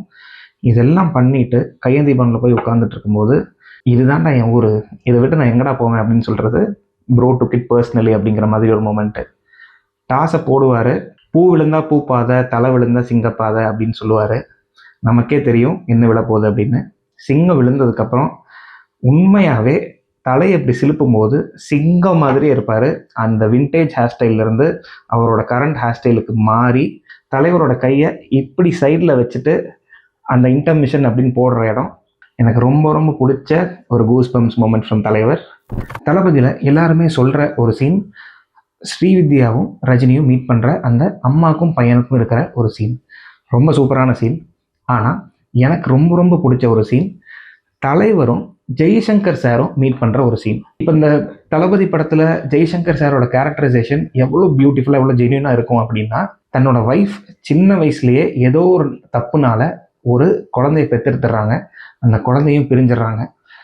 Right from day 1 of the marriage we assume that அந்த பர்டிகுலர் குழந்தைய நினச்சி அவங்க ஃபீல் பண்ணாத டைமே கிடையாது, அவங்க அழாத டைமே கிடையாது. அப்படி இருக்கும்போது ஆஸ் அ ஹஸ்பண்டாக நமக்கு நம்மளோட மச்சானை பற்றியோ நம்மளோட மாமனாரை பற்றியோ ஒய்ஃப் கொஞ்ச நேரம் பேசினாலே பயங்கரமாக வெறி வரும். ஆனால் இன்னொருத்தர் மூலமாக தனக்கு கிடைத்த ஒரு குழந்தை தொலைஞ்சு போனதுக்கப்புறம் அந்த குழந்தையே நினச்சி ஏங்கிட்டு இருக்கிற ஒய்ஃபு அவ்வளோ அரவணைப்பாக அவ்வளோ கேரிங்கோட அந்த ஜெய்சங்கர் கேரக்டர் பார்த்துட்ருக்கோம். அதே கேரக்டர் இதுதான் நம்ம ஒய்ஃபோட அந்த பையன் அப்படின்னு தெரிஞ்சதுக்கப்புறம் தலைவரை பார்த்து மீட் பண்ணி பேசுகிற அந்த சீன், தலைவர் வந்து நான் தான் அவங்களோட பையன் அப்படின்னு அவங்களுக்கு தெரியக்கூடாதுன்னு சொல்லும்போது அவர் அந்த சத்தியம் போடுற அந்த விஷயம், பேக்ட்ராப்பில் இருக்கிற அந்த விஷுவல்ஸ், பிஜிஎம், தலைவர் அழுகிற அந்த எமோஷன்ஸ் அல்டிமேட்லி ஸ்டேஜ்.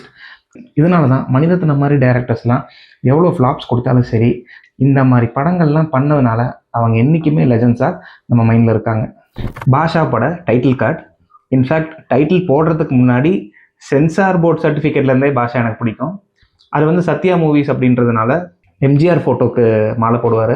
எனக்கு புரட்சி தலைவர் ரொம்ப பிடிக்கும். அதனால் தலைவர் புரட்சி தலைவர் ஒரே ஸ்க்ரீனில் இருக்கிற மாதிரி இருக்கும். அண்ணாமலையில் சூப்பர் ஸ்டார் டைட்டில் கார்டு வரும். அதுக்கப்புறம் சுரேஷ் கிருஷ்ணா டைரக்ஷனில் வந்த வீரா படத்தில் அந்த சூப்பர் ஸ்டார் டைட்டில் கார்டு வரும். ஆனால் அதுக்கு சூப்பர் ஸ்டார் பிஜிஎம் யூஸ் பண்ணாமல் வேறு ஏதோ பிஜிஎம் யூஸ் பண்ணியிருப்பார் ராஜா சார், நல்லாவே இருக்காது. அதுக்கப்புறம் எகைன் பாஷா படத்தில் அந்த சூப்பர் ஸ்டார் தீம் மியூசிக் வரும். எப்படி படம் ஃபஸ்ட் ஹாஃபில் ஒரு மீட்டரில் செகண்ட் ஹாஃபில் ஒரு மீட்டரில் இருக்குமோ அதே மாதிரி டைட்டில் கார்டு ஃபஸ்ட்டு கொஞ்ச நேரம் அப்படியே ஸ்லோவாக கேஷுவலாக ஒரு மியூசிக்கில் தலைவரோட ஃபோட்டோஸ்லாம் படம் ஃபுல்லாக இருந்து எடுத்து அழகாக அப்படியே அது சுற்றிக்கிட்டே இருக்கும். அந்த டைட்டில் கார்டு போக போக போக போக லாஸ்ட் ஒரு 10-15 செகண்ட்ஸ் ரெண்டு சைடுமே அந்த தலைவரோட ஃபோட்டோ சுற்ற ஆரம்பிச்சிடும். பாஷாவோட தீம் மியூசிக் ஸ்டார்ட் ஆகிடும். தீம் மியூசிக்கெல்லாம் முடிஞ்சு சுரேஷ் கிருஷ்ணான்னு பேர் போடும்போது தலைவர் 2 பக்கம் திரும்பி ஸ்க்ரீனை பார்க்குற மாதிரி பண்ணி முடிச்சிருப்பாங்க. ஒரு படம் ஆரம்பிக்கும் போதே படத்துக்குள்ளே இருக்கிற ஃபுட்டேஜை எடுத்து போடுறதுக்கெல்லாம் பயங்கர கான்ஃபிடென்ஸ் வேணும். அந்த கான்ஃபிடென்ஸோட தான் இந்த டைட்டில் கார்டை அப்ரோச் பண்ணியிருப்பாங்க. பாபா படத்தில் சிஎம்மோட காருக்குள்ளே பயங்கரமாக பறந்தெல்லாம் வந்து ஸ்டண்டெல்லாம் பண்ணி உள்ளே வந்துடுவார். உள்ளே வந்துட்டு கத்தியை வச்சு 2 சைடும் லாக் பண்ணுறது, லாக் பண்ணிவிட்டு சிஎம் கிட்ட இங்கிலீஷ் பேசிட்டு கரெக்டாக அப்படின்னு கேட்குறது. அதுக்கப்புறம் இதெல்லாம் எவன் அப்பா வீட்டு சொத்து, மேலேருந்து அழைப்பு வந்தால் போய் தான் ஆகணும் அப்படின்னு நக்கலாக சொல்கிறது. இதெல்லாம் பண்ணி முடிச்சதுக்கப்புறம் சிஎம் ப்ரெஸ் மீடியாவெல்லாம் கூப்பிட்டதுக்கப்புறம் பெப்சி விஜயனை வச்சு அவங்கள டேக்கிள் பண்ணிவிட்டு உங்கள் வழி வேற ஏன் வழி வேற, ஏன் என்ன டிஸ்டர்ப் பண்ணுறீங்கன்னு சொல்லிட்டு வெளியே நடந்து வருவார். நடந்து வரும்போது 2 பிளாக் கேட்ஸ் வந்து துப்பாக்கி அப்படி வச்சுருப்பாங்க. யாரா நீங்கள்லாம் சொல்லிட்டு இப்படி இறக்கி விட சொல்லிட்டு தம் எடுத்து பற்ற வச்சுட்டு ஒரு வாக் ஒன்று பண்ணியிருப்பாரு பாருங்க. அந்த காஸ்டியூம், தலையில் போட்டிருக்கிற அந்த கட்டு, அந்த கத்தி, பட்டை, இதெல்லாம் வேற எவனாவது போட்டால் பயங்கர காமெடியாக இருக்கும். ஆனால் தலைவருக்கு மட்டும்தான் அது ஆப்டாக இருக்கும். சிவாஜியில் தலைவருக்கு ஏற்ற மாதிரி பயங்கரமாக மாஸ் மூமெண்ட்ஸ்லாம் நிறைய வச்சு கொடுத்தாச்சு. ஆனால் எந்திரன் அவுட் அண்ட் அவுட் என்னோட படம். இதில் உங்களுக்கு மாஸ் இன்ட்ரடக்ஷன் இருக்காது, மாஸ் ஓப்பனிங் சாங்ஸ் இருக்காது, பஞ்ச் டைலாக் இருக்காது. எப்படி சிவாஜி ரசிகர்களை சமாளிக்க போற அப்படின்னு சங்கர் கேட்குற மாதிரி ஒரு சுச்சுவேஷன். காதல் அணுக்கள் அப்படிங்கிற ஒரு சாங்கு. அந்த song it's a precis duet number. அந்த சாங்கோட எண்டிங்கில் 10 செகண்ட்ஸ் தரேன் சார், நீங்கள் என்ன வேணாலும் பண்ணிக்கோங்க உங்கள் ஃபேன்ஸுக்கு ஏற்ற மாதிரி அப்படின்னு சொல்கிற மாதிரி ஒரு 10 செகண்ட்ஸ் தலைவர் அப்படியே ரெட் கலர் டிஷர்ட் போட்டு நடந்து வருவார். நடந்து வரும்போது தலையை எப்படி கொண்டு வருவார் பாருங்க. தலைவர் தான் யா. ஒரு ஆக்டரோட ஸ்டார்டமை நம்ம எப்படி கேஜ் பண்ணுவோம்? அந்த ஆக்டர் கொடுத்த ஹிட்ஸை வச்சா, அந்த ஆக்டர்ஸ் ஏதாவது பப்ளிக் அப்பியரன்ஸில் வந்தால் அவங்க பின்னாடி பயங்கரமாக கூட்டம் வரதை வச்சா? இல்லை. அந்த ஆக்டர் படம் ஃப்ளாப் ஆனாலும் அதோட கலெக்ஷன்ஸையோ ரன்ஸையோ எந்த விதத்துலையுமே அது பாதிக்கக்கூடாது. அதுதான் ஸ்டார்டம். இப்போ 2002 மிகப்பெரிய ஹிட்டாக இருக்கிற படங்கள் நம்ம கணக்கு வச்சோன்னா டக்குன்னு மைண்டுக்கு வரதெல்லாம் சொல்கிறேன். ரமணா, ரன்னு, ஜெமினி, வில்லன், இதெல்லாம் வந்து நல்ல ஹிட்டான படம். அதில் Ramana all time blockbuster. அப்போ நேச்சுரலி நம்ம என்ன நினைப்போம்? Highest grosser of the year 2002 Ramana தான் அப்படின்னு நினைப்போம். அதுதான் இல்லை. August 15th ரிலீஸ் ஆன ஒரு ஃப்ளாப் படம் தான் அந்த வருஷத்தோட ஹையஸ்ட் கலெக்டட் மூவி. வேற யாரு? இந்த பக்கமும் சாயாத பாபா. அந்த படம் தான் இருக்கிறதுலேயே ஹையஸ்டாக 2002 கலெக்ட் பண்ணுச்சு. அது ஏன் அப்படின்னா pure stardom of super star. அப்போ ஏன் அந்த படத்தை ஃப்ளாப் அப்படின்னு சொல்கிறாங்க அப்படின்னா படத்தோட பொட்டி ரேட் அப்படின்னு சொல்லுவாங்க. அந்த பொட்டி ரேட்டு தலைவர் படத்துக்கு ரொம்ப ரொம்ப ஜாஸ்தி ரேட்டாக இருக்கும். அந்த ரேட்டை காம்பன்சேட் பண்ண முடியாததுனால தான் அது ஃப்ளாப் கேட்டகரியில் இருக்குது. நெவர்தலெஸ் அந்த படத்துக்கு எந்தெந்த டிஸ்ட்ரிபியூட்டர் பாதிக்கப்பட்டாங்களோ அவங்க எல்லாரையும் உடனே கூப்பிட்டு உங்கள் பிரேக் ஈவன் பாயிண்ட் எதுன்னு கேட்டு எல்லாத்தையுமே செட்டில் பண்ணிட்டாரு. நெவர் பிஃபோர் நெவர் ஆஃப்டர் அப்படின்னு சொல்லலாம். ஐ திங்க் ரீசெண்டாக பிளடி பர்கர் படத்துக்கு வந்து நெல்சன் அப்படி பண்ணார். ஆனால் இது வரைக்கும் எந்த பெரிய ஸ்டாரும் தன்னோட படம் ஃப்ளாப் ஆனதுக்கப்புறம் டிஸ்ட்ரிபியூட்டரை கூப்பிட்டு காம்பன்சேட் பண்ணதே கிடையாது. படையப்பா வெற்றி விழாவில் சொல்லியிருப்பாரு, என்னை நம்பி பணம் போட்டவன் யாரும் ஏமாறக்கூடாதுன்னு. தலைவர் அடிக்கடி சொல்கிற மாதிரி தலைவர் சொல்கிறது தான் செய்வார், செய்கிறது தான் சொல்லுவார். தலைவரோட ஆடியோ லான்ச் ஸ்பீச்லேயே எனக்கு ஜெயிலர், தர்பார்லாம் ரொம்ப பிடிக்கும். ஆனால் இந்த ஒரு பர்டிகுலர் விஷயம் எனக்கு பர்சனல் ஃபேவரட். எனக்கு மட்டும் இல்லை, நிறைய தலைவர் ஃபேன்ஸுக்கு இது ஃபேவரட். 2005 ரிலீஸ் ஆன சந்திரமுகி ஆடியோ லான்ச் ஃபங்க்ஷனில் ஒரே ஒரு பஞ்ச் டைலாக் ஒன்று சொல்லியிருப்பாரு. நான் யானை இல்லை குதிரை, யானை விழுந்தால் எந்திரிக்க லேட் ஆகும், ஆனால் நான் குதிரை சக்குன்னு எந்திரிப்பேன் அப்படின்னு சொல்லியிருப்பார் அவரோட ஸ்டைலில். சொன்னது மட்டும் இல்லை, அந்த படத்தை 800 நாள் ஓட வச்சு மிகப்பெரிய இண்டஸ்ட்ரி ஹிட்டாக கொடுத்தாரு. அதுதான் தலைவர். இந்திரனில் வர Chitti introduction felicitation scene. Director Shankar அவர் பீக்கில் இருக்கும்போது 2 ரைட்டர்ஸ் கூட தான் ஒர்க் பண்ணியிருக்காரு. ஒன்று பாலகுமாரன், இன்னொன்று சுஜாதா. அவரோட படங்கள் எவ்வளோ பிரம்மாண்டமாக இருக்குமோ அட் த சேம் டைம் அவரோட ரைட்டிங் வேறு லெவலில் இருக்கும். அதுக்கு முக்கியமான காரணம் late Sujatha, one of the greatest writers of Tamil cinema. அவர் இறக்கிறதுக்கு முன்னாடி most of the dialogues from Enthiran already அவர் எழுதி கொடுத்துட்டு போயிருக்காரு. அதில் ரொம்ப ரொம்ப முக்கியமான விஷயந்தான் இந்த டைலாக். சிட்டியை வந்து நிறைய பேர் கொஸ்டின் பண்ணுவாங்க, அந்த ராகம், இந்த மேக்ஸ் கால்குலேஷன், அந்த மாதிரிலாம். ஒரு அங்கிள் கேட்பார், கடவுள் இருக்காரா இல்லையா அப்படின்னு. கடவுள்னா யார்? நம்மளெல்லாம் படைச்சவர். என்ன படைச்சது டாக்டர் வசீகரன், கடவுள் இருக்காரு அப்படின்னு சொல்லும்போது என்ன ஒரு கூஸ்பம்ஸ் மூமெண்ட். ஐ திங்க் இன்னைக்கு எந்திரன் ரிலீஸ் ஆகிருந்ததுன்னா இந்த 1000 கோடி 1500 கோடி அப்படிங்கிற விஷயம்லாம் லிட்ரலாக ஒரு கேக் வாக் மாதிரி இருந்திருக்கும் தமிழ் சினிமாவுக்கு. 2010லேயே அப்படி ஒரு திங்கிங், அப்படி ஒரு படம் கொடுத்தாங்க சங்கர் அண்ட் ரஜினி காம்போ. இந்த பர்டிகுலர் சீன் எனக்கு ரொம்ப ரொம்ப பிடிக்கும். ஏன்னா number 1 actor, number 1 director, number 1 production company, number 1 music director, இவங்க எல்லாரும் சேர்ந்து இந்தியாஸ் நம்பர் 1 படமாக இந்திரன் படத்தை கொடுத்தாங்க. படையப்பா படத்தில் எவ்வளோ ஹைலைட்ஸ் இருக்குது. அதில் one of the biggest highlights வந்து தலைவரோட அப்பாவா சிவாஜி சார் நடிச்சிருப்பாரு. அந்த எம்பையர் படையப்பா சாங்குக்கு அப்புறம் அவர் ரொம்ப ஸ்ட்ரிக்டாக இருக்க மாதிரி நடிச்சுட்டு தனியாக நான் தான் லெட்டர் போட்டு வர சொன்னேன் அப்படின்னு பாசமாக பேசிட்டு ஸ்டைலில் ஒரு சல்யூட் அடிப்பே அதை அடி அப்படிம்பாரு. தலைவர் வந்துட்டு வெக்கப்பட்டுட்டு ஐயோ அதெல்லாம் வேணாம் அப்படின்னு சொல்லிட்டு ஆட்ரா அப்படின்னொன்னே அப்படியே தலைவர் ஃபேஸ் க்ளோஸ்அப்பில் வரும். அந்த ட்ரேட்மார்க் படையப்பா சொல்லிட்டு அடிச்சுட்டு அப்படியே ஓடுவார் பாருங்க, வேற லெவலில் இருக்கும். தமிழ் சினிமாவில் எத்தனையோ சக்ஸஸ்ஃபுல் கமர்ஷியல் டைரக்டர்ஸ் இருந்திருக்காங்க. ஆனால் அந்த கமர்ஷியல் டைரக்டர்ஸ்க்கெல்லாம் கோட்டாக இருந்தது சவுத் இந்தியன் சினிமாலேயே வச்சு எனக்கு தெரிஞ்சு சங்கர் தான். ஏன் நம்ம அப்படி சங்கரை சொல்கிறோம் அப்படின்னா, தலைவரை எல்லாருமே முடிய வச்சு மேஜிக் பண்ணி தான் நம்ம பார்த்துருக்கோம். ஆனால் தலைவர் மொட்டை தலையாக இருந்தாலும் மாசாக இருப்பார், அவரை பயங்கரமாக நம்ம காட்ட முடியும்னு ப்ரூவ் பண்ணது சங்கர் மட்டும்தான். சிவாஜியில் தலைவரை வெள்ளையாகவே காமிச்சிட்டாரு, வாஜி சாங்கில் டிஃப்ரெண்ட் ஹேர் ஸ்டைல்ஸில் காமிச்சிட்டாரு. ஆனால் டுவர்ட்ஸ் த கிளைமேக்ஸ் படம் கொஞ்சம் டல் ஆகிற மாதிரி இருக்கும்போது மெயின் தலையே போயிருச்சுன்னு நம்ப வச்சு இன்னொரு தலை வருதுங்க அப்படின்னு சொல்லி ஹெலிகாப்டர்லேருந்து மொட்டை பாஸ் வந்து இறங்குற மூமெண்ட்லேருந்து கிளைமேக்ஸ் வரைக்கும் தலைவரோட ருத்ர தாண்டவம் அப்படின்னு சொல்லலாம். எத்தனையோ சினிமா நம்ம பார்த்துருப்போம், ஆனால் இந்த அளவுக்கு peak cinematic experience towards the climax மொட்டை பாஸ் அளவுக்கு எனக்கு தெரிஞ்சு எதுவுமே கிடையாது. அப்சல்யூட்லி நோவே. அந்த தலையில் தட்டுற தபலாவாக இருக்கட்டும், பிளாசேவோட எம்ஜிஆர் தீம் மியூசிக்காக இருக்கட்டும், நான் சிவாஜி இல்லை எம்ஜிஆர் அப்படின்னு சொல்கிற விதமாக இருக்கட்டும், அன்பிலீவபிள். அப்படியே அழகாக பாம்பு புத்துக்குள்ளே கை விட்டு பாம்பு எடுத்து கிஸ் பண்ணுற இன்ட்ரடக்ஷன் சீனாக இருக்கட்டும், சிவாஜி கூட அவரோட கான்வர்சேஷன்ஸாக இருக்கட்டும், ஏன் வழி தனி வழின்னு சொல்கிற அந்த கெத்தாக இருக்கட்டும், ரம்யா கிருஷ்ணன் கண்ணாடியை கழட்டும் போது தலைவர் கண்ணாடியை போடுற ஸ்டைலாக இருக்கட்டும், என் ஜென்ம விரோதியை கூட மன்னிச்சிருவேன் ஆனால் கூடவே இருந்து குளிப்பறிக்கிற துரோகியை மன்னிக்க மாட்டேன்னு சொல்கிற ஸ்டைலாக இருக்கட்டும், தங்கச்சியை கன்வின்ஸ் பண்ணி அவங்களுக்கு சாப்பாடு கொடுக்குற அந்த எமோஷன்ஸாக இருக்கட்டும், தி ஐகானிக் ஊஞ்சல் சீன், மன்சூர் அலிகான்கிட்ட போய் பணம் கொடுத்துட்டு எங்கே வந்து கலாட்டை பண்ணுற இது யார் இடம் தெரியும்லன்னு சொல்கிற விதமாக இருக்கட்டும், மணிவண்ணன் கிட்ட காசை கொடுத்துட்டு சித்தப்பா ஒன்று மட்டும் ஞாபகம் வச்சுக்கோங்க, கஷ்டப்படாமல் எதுவும் கிடைக்காது, கஷ்டப்படாமல் கிடைக்கிறது என்றைக்குமே நிலைக்காதுன்னு சொல்கிற ஸ்டைலாக இருக்கட்டும். இப்படி படம் முழுக்க மாஸ் மாஸ் மாஸ். இதில் எனக்கு ரொம்ப ரொம்ப பிடிச்ச 2 மூமெண்ட்ஸ் இருக்குது. அவரோட பொண்ணு கல்யாணத்தை நிறுத்திடும், வீட்டுக்கு போய் பேசும்போது தான் தெரிய வரும் நீலாம்பரியோட அண்ணன் பையனை தான் லவ் பண்ணுறாங்க அப்படின்னு தெரிஞ்சதுக்கப்புறம், லவ் பண்ணும்போது உங்களையே மறந்துடுறீங்க, கல்யாணத்துக்கு அப்புறம் காதலை மறந்துடாதீங்கன்னு சொல்லிட்டு ஒரு ரேஜோட தம்மை பற்ற வச்சுட்டு சௌந்தர்யா வந்து பின்னாடி ஏதோ பேசிகிட்டே வருவாங்க, அதெல்லாம் எதுவுமே கண்டுக்காம சிங்கம் மாதிரி நடந்து வந்து பின்னாடி இருக்கிற எல்லா காரையும் வர வேணான்னு சொல்லிட்டு அவர் மட்டும் போகிற ஸ்டைலு, அந்த ஃபயரு, தலைவரை தவிர வேற யாராலையுமே ஸ்க்ரீனில் அதை கொண்டே வர முடியாத மாதிரி ஒரு மாசாக இருக்கும். வேற லெவல் சீன். சென்னையில் என்னோட ஃப்ரெண்ட் ஒருத்தர் சொல்லியிருக்காரு, அவர் படையப்பா படத்தை ஆல்பர்ட் தேட்டரில் பார்த்துருக்காரு. தலைவர் கிளைமேக்ஸ் ஃபைட்டில் ஷர்ட்டை கழட்டி போடும்போது ஆல்பர்ட் தேட்டரே சேப்பாக்கம் ஸ்டேடியம் மாதிரி மாறிடுச்சு. அடுத்த ஒரு 15-20 நிமிஷத்துக்கு தேட்டருக்குள்ளே என்ன நடந்ததுன்னு எனக்கு தெரியல, எல்லாரும் காசு எடுத்து வீசுகிறாங்க, பணம் ரூபா நோட்டெல்லாம் எடுத்து வீசிட்டு இருந்தாங்க ஃபேன்ஸு, அந்த அளவுக்கு ஒரு பரவச நிலை அடைஞ்சிட்டாங்க அப்படின்னு சொல்லிட்டு இருப்பாரு. ஏன்னா அந்த சீன் அப்படி ஒரு கூஸ் பம்ப்ஸ் மூமெண்ட்டை கொடுக்கும். எத்தனையோ பேர் 6 பேக்கோடலாம் வந்து ஷர்ட்லெஸ்ஸாக ஃபைட்டில் ட்ரை பண்ணாங்க, ஆனால் தலைவர் அளவுக்கு ஒரு மாசு, தலைவர் அளவுக்கு ஒரு ஸ்க்ரீன் ப்ரெசன்ஸ் யாராலையாவது கொண்டு வர முடியுமா என்ன? சின்ன வயசில் சினிமா அப்படின்னு ஒன்று இருக்குது, அதில் டான்ஸ் இருக்கும், சாங்ஸ் இருக்கும், ஃபைட் இருக்கும், டயலாக்ஸ் இருக்கும் அப்படின்னு எனக்கு தெரிய வந்தது காரணமே ரஜினி தான். ரஜினின்னு ஒருத்தர் இருக்காரு அப்படின்னு எனக்கு தெரிய வந்தது காரணம் அண்ணாமலை.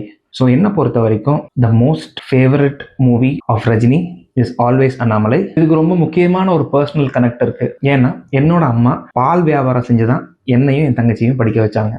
அதில் வந்தேண்டா பால்காரன் சாங்கு, தலைவரோட இன்ட்ரடக்ஷன், அந்த படத்தில் தலைவரோட என்ட்ரி, அந்த தாரத்தப்பட்டை வந்து அப்படியே பறந்து போய் தலைவர் கையில் விழுகிறதும், தலைவர் அப்படியே கண்ணை மூடிட்டு அப்படியே குமிஞ்சு இருந்து அதுக்கப்புறம் நம்மளை எல்லாத்தையும் பார்த்து ஒரு ஸ்மைல் பண்ணி கண்ணடிப்பார். அதில் இருந்த அந்த ஹோல் சாங் எப்போ கேட்டாலும் கூஸ் பம்ப்ஸ் வரும். அன்னை வாரி கொடுத்தது தாய்ப்பால், என்னை வாழ வச்சது தமிழ் பால் அப்படின்னு சொல்லி ஸ்க்ரீன் முன்னாடி கையை காட்டுவார். வேற லெவலில் இருக்கும். Also the entire film, the innocence which he loses, அதை லூஸ் பண்ணிட்டு அவர் கஷ்டப்படுற விதம், செகண்ட் ஹாஃபில் அவர் பொண்ணு கூட இருக்கிற அந்த கான்வர்சேஷன் எல்லாமே ரொம்ப ரொம்ப பிடிக்கும்.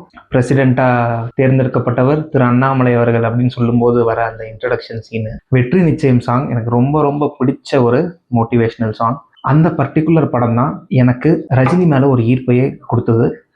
சின்ன வயசுலேருந்து ஐடலைஸ் பண்ணுற ஒரு ஆளை நம்ம நேரில் மீட் பண்ணால் எப்படி இருக்கும், அதுவும் தலைவர் மாதிரி ஒரு ஆளை நேரில் மீட் பண்ண சான்ஸ் கிடைச்சா எப்படி இருக்கும். கரூர் ரசிகர் மன்ற தலைவராக இருந்த ரஜினி ராஜா அப்படிங்கிறவர் தலைவரே ரெக்கக்னைஸ் பண்ணுற மாதிரி ஒரு ஆள். அவரோட பையன் என்னோட க்ளோஸ் ஃப்ரெண்டு. அவன் மூலமாக 2017 ஜூனில் ராகவேந்திரா மண்டபத்தில் நடந்த ஃபேன்ஸ் மீட்டில் எனக்கும் ஒரு சான்ஸ் கிடச்சிது. தலைவர் கூட போய் நானும் ஃபோட்டோ எடுத்திருக்கேன். சில மூமெண்ட்ஸை பற்றி, சில விஷயங்களை பற்றி எவ்வளோ சொன்னாலும் அதை எக்ஸ்ப்ரெஸ் பண்ண முடியாது, அந்த மாதிரி ஒரு விஷயம் தான் இது. பட் நான் ஒன்று சொல்லிக்கிறேன், 2.0 படத்தில் வர அந்த ஆரா அப்படின்றது 100% உண்மை. தலைவர் கூட நின்னாதான் அது உங்களுக்கு புரியும். அதெல்லாம் வந்து ஒரு life time moment. I've been so fortunate and lucky to have got that moment in my life. தலைவரை மீட் பண்ணதே 2வது இடத்துல இருக்குது அப்படின்னா, டாப் மோஸ்ட் மூமெண்ட் ஆஃப் தலைவர் என்ன அப்படின்னு நீங்கள் யோசிக்கிறீங்கன்னு தெரியுது.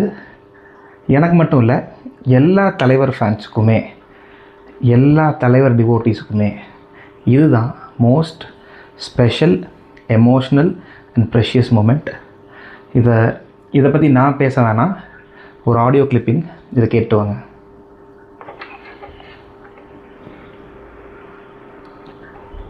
ஹலோ, நான் ரஜினிகாந்த் பேசுகிறேன்.